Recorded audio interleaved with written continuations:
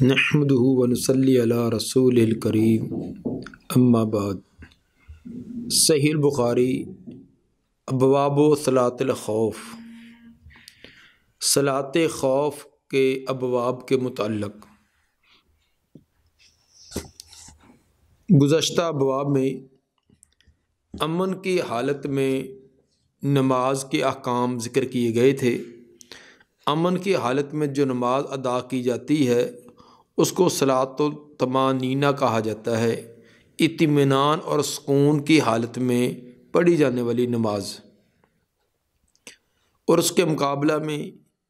جنگی حالت میں جو نماز پڑھی جاتی ہے اس کو صلاۃ الخوف کہا جاتا ہے۔ تو صلاۃ خوف سے مراد صرف جنگ کے دوران پڑھی جانے والی نماز کی کیفیت ہے، نہ کہ دیگر خوف، مثلاً کوئی بارش کا ہے، کوئی طوفان زلزلے کا ہے، یا چور ڈاکو کا ہے، یا اور اس طرح کے کوئی خطر خوف اور ہراس والے معاملات ہوتے ہیں، اس میں یہ صلاۃ خوف نہیں، بلکہ میدان جنگ میں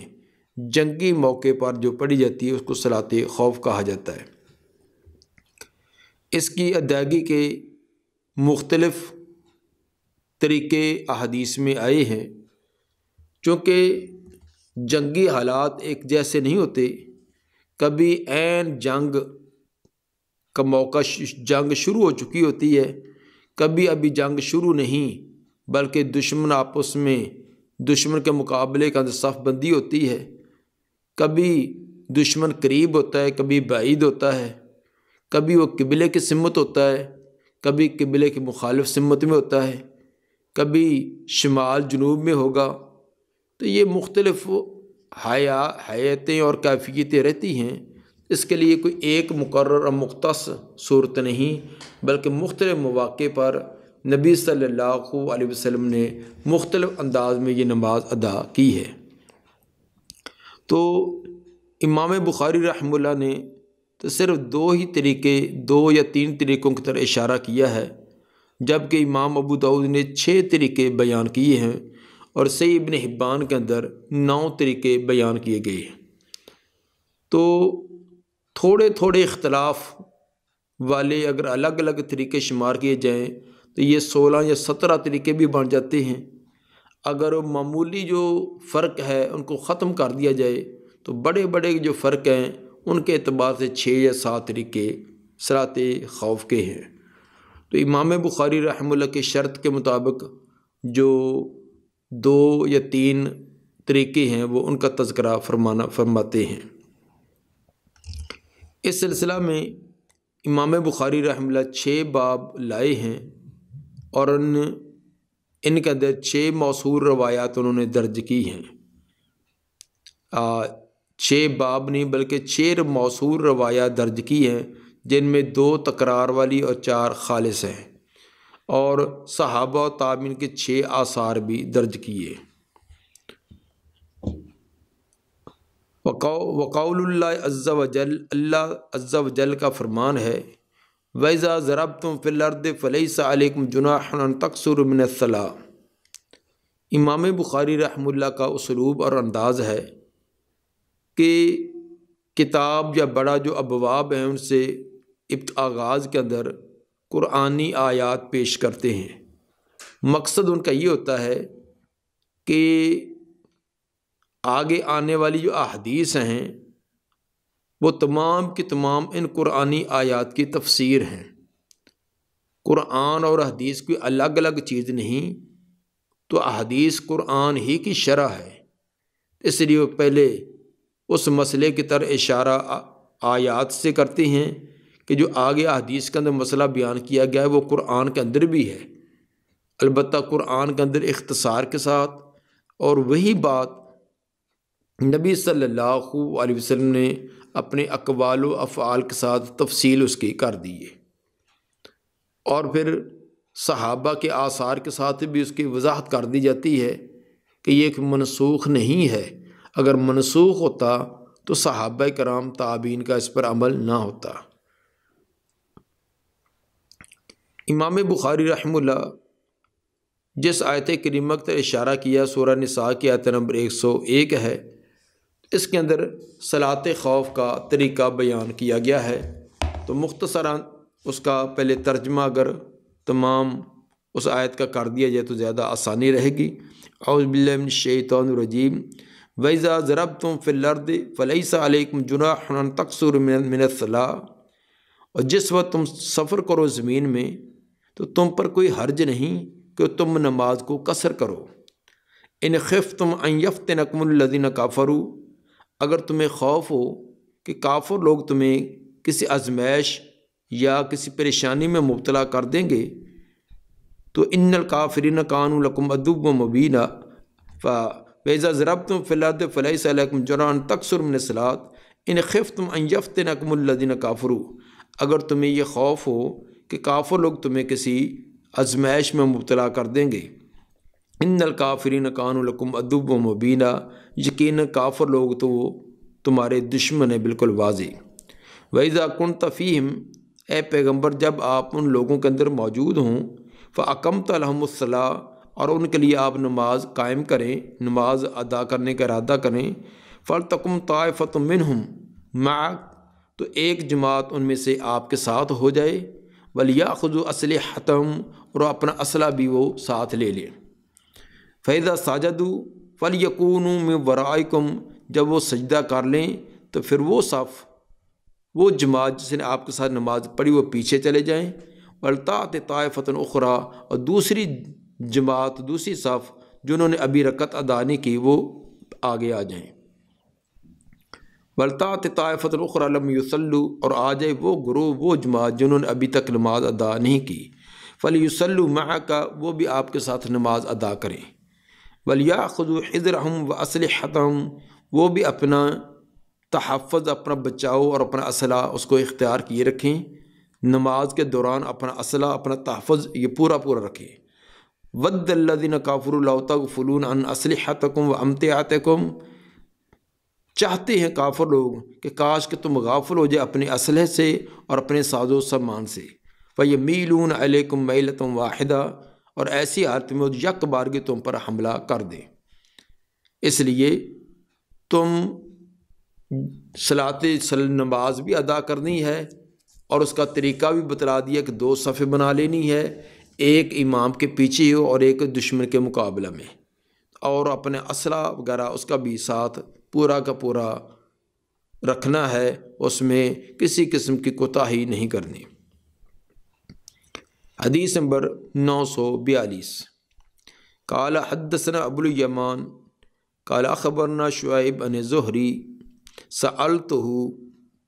حضرت شعیب فرماتے ہیں میں نے اپنے شیخ امام زہری سے سوال کیا، سوال یہ تھا کہ حل صلی النبی صلی اللہ علیہ وسلم یعنی صلاۃ الخوف، کیا نبی صلی اللہ علیہ وسلم نے نماز پڑھی تھی،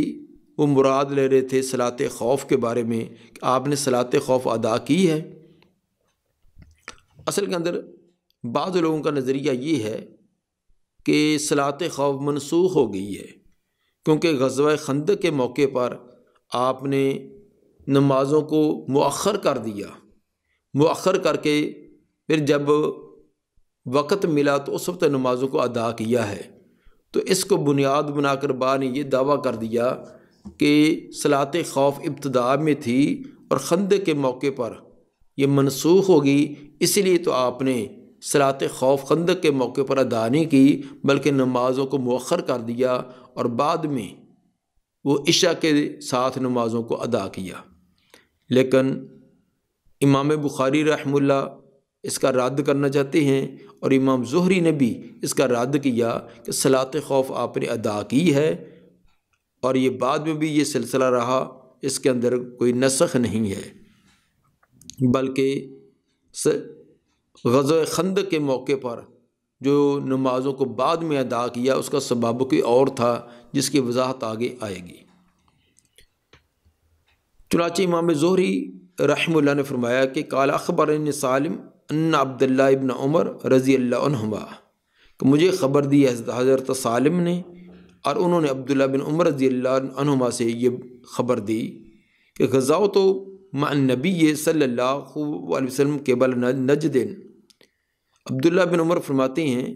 کہ میں غزوے میں شریک تھا نبی صلی اللہ علیہ وسلم کے ساتھ جو نجد کے علاقے کی طرف کیا۔ فواضعنا العدو، تو ہم نے دشمن کے لیے کہ جب سامنے آئے مقابلے میں آئے، فصاففناہم، تو ہم نے صف بندی کی۔ جب دشمن کے ساتھ آمنا سامنا ہوا تو ہم نے صف بندی کی۔ فقام رسول اللہ صلی اللہ علیہ وسلم یصلی لنا، تو کھڑے ہوئے رسول اللہ صلی اللہ علیہ وسلم ہمیں نماز پڑھانے کے لیے۔ فقام طائفۃ معہ تصلی، کھڑی ہوئی ایک جماعت آپ کے ساتھ نماز پڑھنے کے لیے۔ واقبلت طائفۃ علی العدو، اور متوجہ رہی دوسری طائفہ، دوسرا گروہ دشمن پر، دوسرا دشمن کے مقابلے میں ان کے مقابلے کے اندر کھڑا رہا۔ ورکع رسول اللہ صلی اللہ علیہ وسلم بمن معہ وسجد سجدتین، رکوع کیا رسول اللہ صلی اللہ علیہ وسلم نے ان لوگوں کے ساتھ جو آپ کے ساتھ تھے، انہوں نے بھی، اور دو سجدے بھی۔ آپ نے اور آپ کے ساتھ جو گروہ تھا انہوں نے رکوع اور 2 سجدے کیے، یعنی 1 رکعت ادا کی۔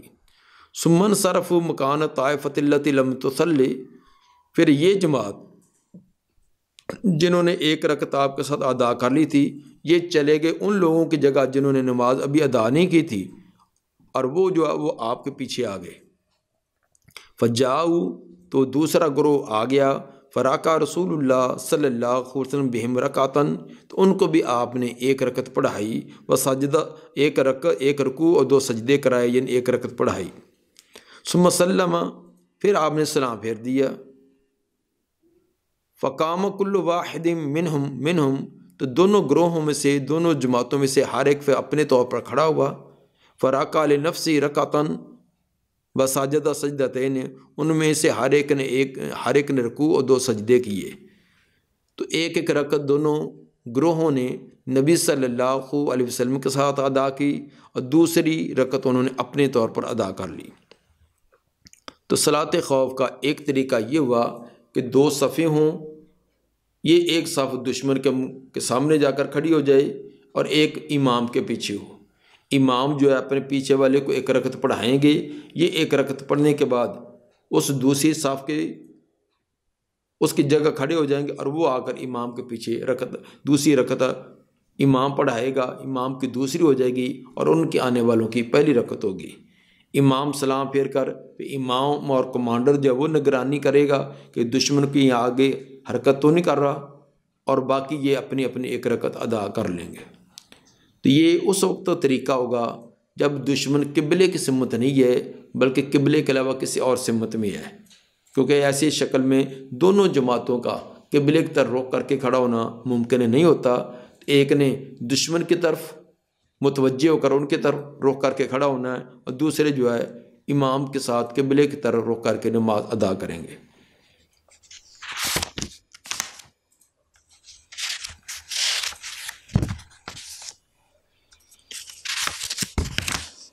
باب نمبر 1، باب صلاۃ الخوف رجالا و رکبانا۔ باب ہے کہ صلاۃ خوف پیادے بھی اور سوار ہو کر بھی، دونوں طرح ہی۔ رجالن کا معنی امام بخاری بتلاتے ہیں کہ راجل قائم کے معنی میں یعنی پیدل۔ اصل کے اندر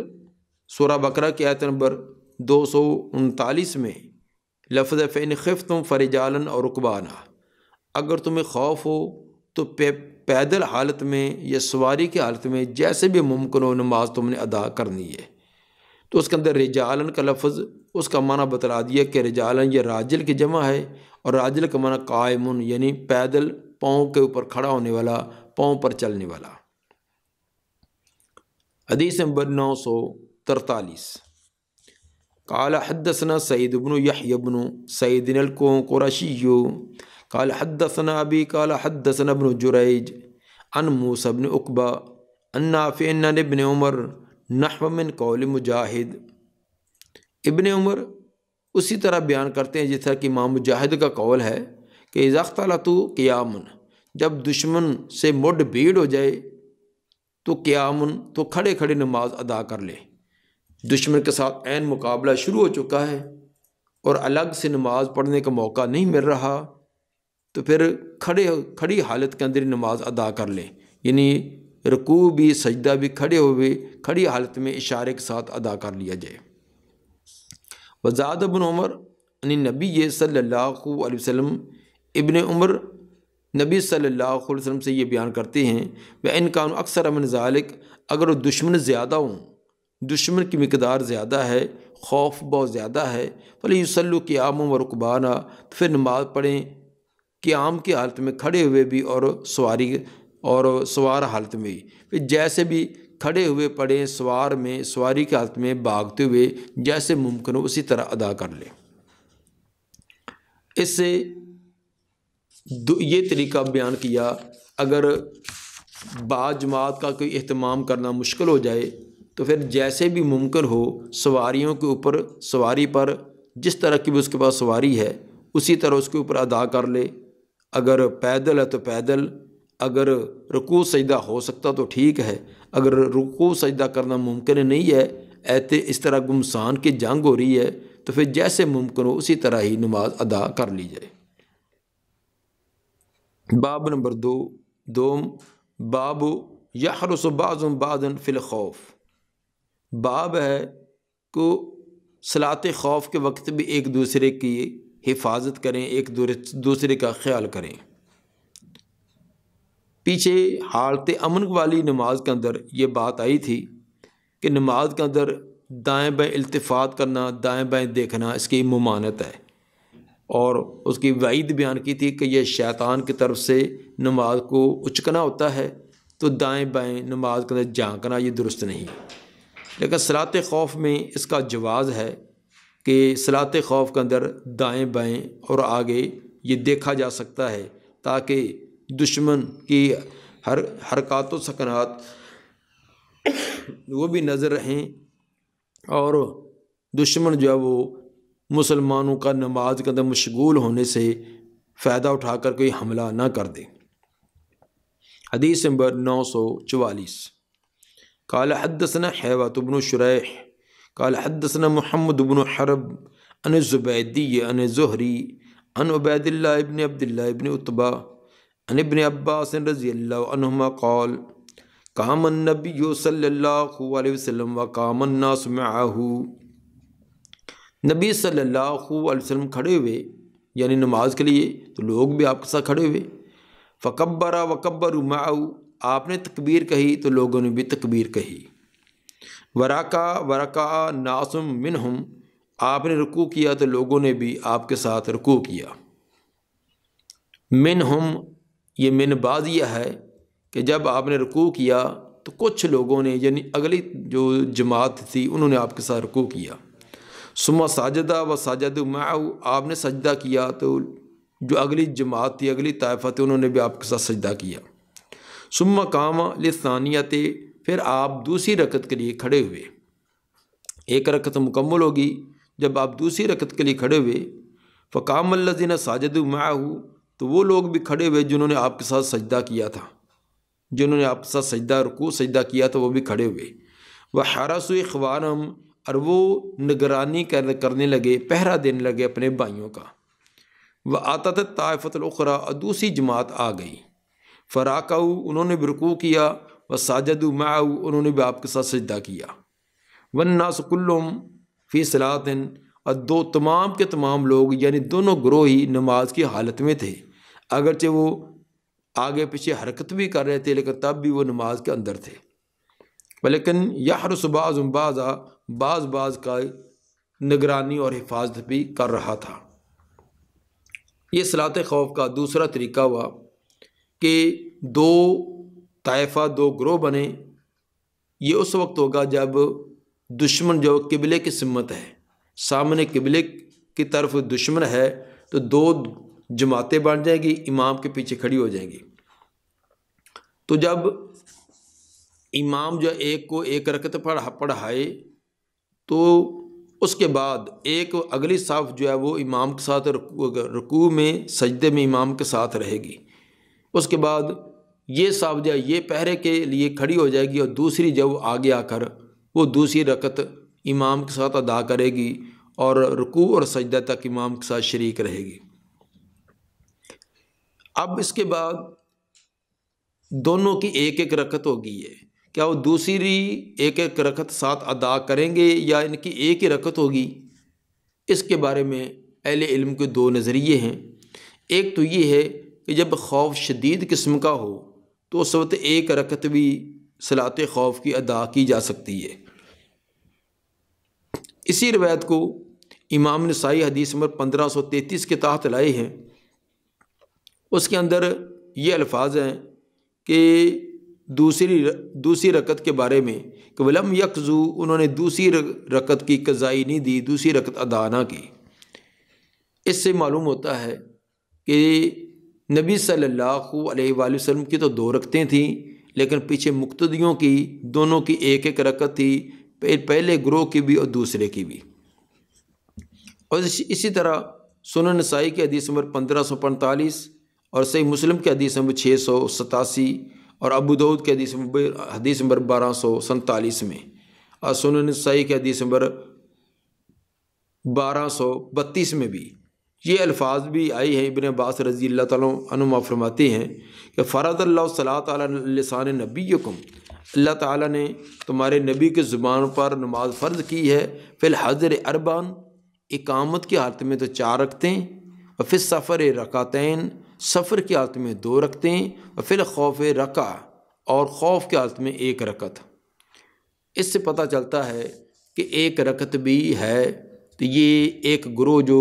صلاۃ خوف کی 1 رکعت کے بھی قائل ہیں کہ شدید خوف کے وقت 1 رکعت بھی ادا کی جا سکتی ہے، اور بخاری کے اس روایت سے بھی ظاہر سے یہ معلوم ہوتا ہے۔ لیکن ایک بڑی جماعت اہل علم کی یہ ہے کہ 1 رکعت نہیں ہے۔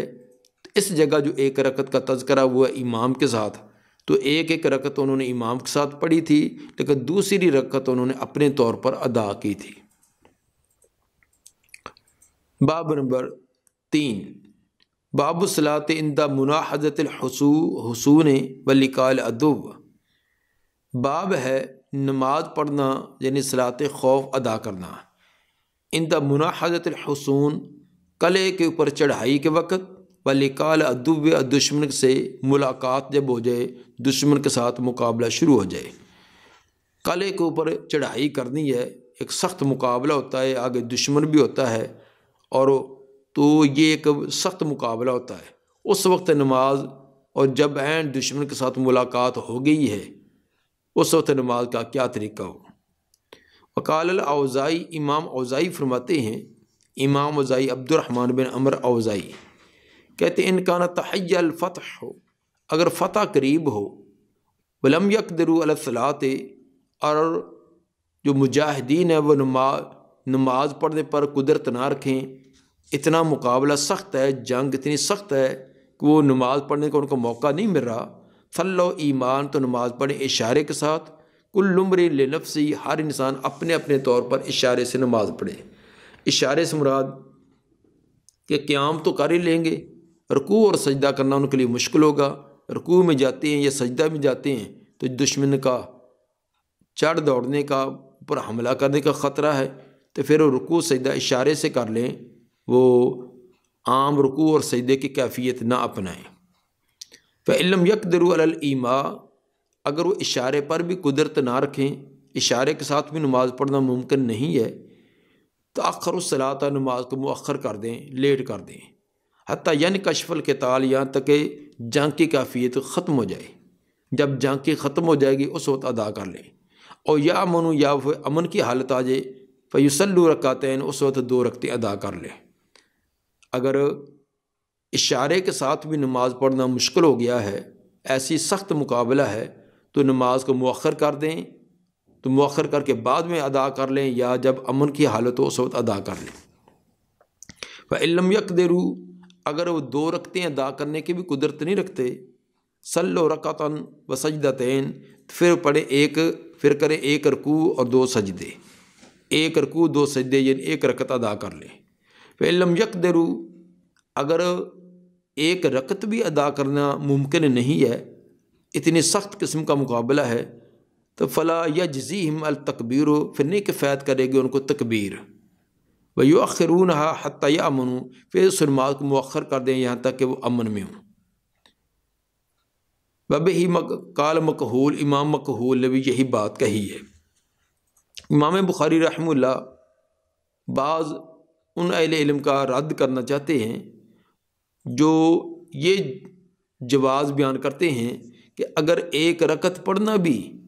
میدان جنگ کے اندر ممکن نہ رہے مشکل ہو جائے تو پھر وہ اللہ اکبر کہہ کر نماز شروع کر کے سبحان اللہ الحمدللہ جو بھی ہے اس طرح اللہ اکبر کہہ دیں اور جو تکبیریں وہ کہتے رہیں، جس طرح کہ امام سفیان ثوری اور اسحاق بن راہویہ کا یہ نظریہ ہے۔ لیکن امام بخاری رحمہ اللہ کے مقابلے میں امام مکحول اور اسی طرح امام اوزاعی ان کا نظریہ ان کو ترجیح دی ہے۔ وہ فرماتے ہیں کہ صرف تکبیریں کہنا یہ کافی نہیں ہے، بلکہ پھر نماز کو مؤخر کر دیں، بعد میں جب موقع ملے اس وقت ادا کر لیں۔ وقال انس حضرت عند مناحضت حسن تستر، حضرت انس رضی اللہ تعالیٰ عنہ فرماتے ہیں کہ میں تستر کا جو قلعہ ہے اس کے چڑھائی کے وقت میں حاضر تھا، عند اذاعت الفجر، جب فجر اچھی طرح روشن ہوگی، واشتد اشتعال القتال، اور جنگ کا موقع، جنگ کا جو واقعہ ہے بڑا سخت ہو گیا، فلم یقدروا علی الصلاۃ، تو لوگوں نے صبح کی نماز پر قدرت نہ پائی کہ صبح کی نماز ادا کر لیں۔ فلم نصلی الا بعد ارتفاع النہار، تو ہم نے نہ نماز پڑھی مگر دن کے اونچا ہو جانے، دن کے اونچا سمرا سورج کے اونچا ہو جانے کے بعد سورج نکل آیا تھا، پھر ہم نے نماز ادا کی۔ فصلینا ونحن مع ابی موسیٰ، ہم نے نماز پڑھی اور ہم ابو موسیٰ اشعری رضی اللہ تعالیٰ کے ساتھ تھے۔ ففتح لنا، چنانچہ اللہ نے ہمیں وہ فتح عطا کی۔ اس کے اندر صبح کی نماز کا واقعہ کہ صبح کی نماز پڑھنا ممکن نہ رہا، اتنا سخت قسم کا مقابلہ شروع تھا، تو ہم نے صبح کی نماز کو مؤخر کر دیا، تو کافی سورج چڑھ آیا تھا، پھر اس وقت ادا کی۔ قال انس ما یسرنی بتلک صلاۃ الدنیا وما فیہا، حضرت انس رضی اللہ تعالیٰ فرمایا کرتے تھے کہ مجھے نہیں خوش کرے گی اس نماز کے بدلے دنیا اور دنیا کے اندر جو کچھ ہے۔ الصلاۃ سے مراد صبح کی نماز، صبح کی نماز کے بدلے میں مجھے دنیا اور دنیا معافیہ کے خزانے بھی دے دیجیے تب بھی مجھے یہ پسند نہیں ہے۔ تو گویا کہ وہ نماز جو صحابہ کو اس قدر پسند تھی کہ دنیا کے خزانے بھی اس کے مقابلے میں ان کے نزدیک ہیچ تھے، تو ایسی نماز بھی انہوں نے جنگ کے دوران جب پڑھنے کا موقع نہ ملا تو انہوں نے مؤخر کر دی ہے۔ تو ثابت ہوا کہ نماز پڑھنے کا اگر کوئی بھی موقع نہ ملے، نہ باجماعت، نہ انفرادی طور پر، نہ وہ رکوع سجدے والی کیفیت کے بغیر ہی اشارے سے، تو پھر اس نماز کو مؤخر کر دیے جائے، جب پھر امن کی حالت ہو تو اس وقت نماز ادا کر لی جائے۔ دعا ہے کہ اللہ تعالیٰ نبی صلی اللہ علیہ وسلم کے فرامین کو سمجھنے پھر ان کے مطابق عمل کرنے کی توفیق عطا فرمائے۔ سبحان ربک رب العزت عما یصفون وسلام علی المرسلین الحمد للہ رب العالمین۔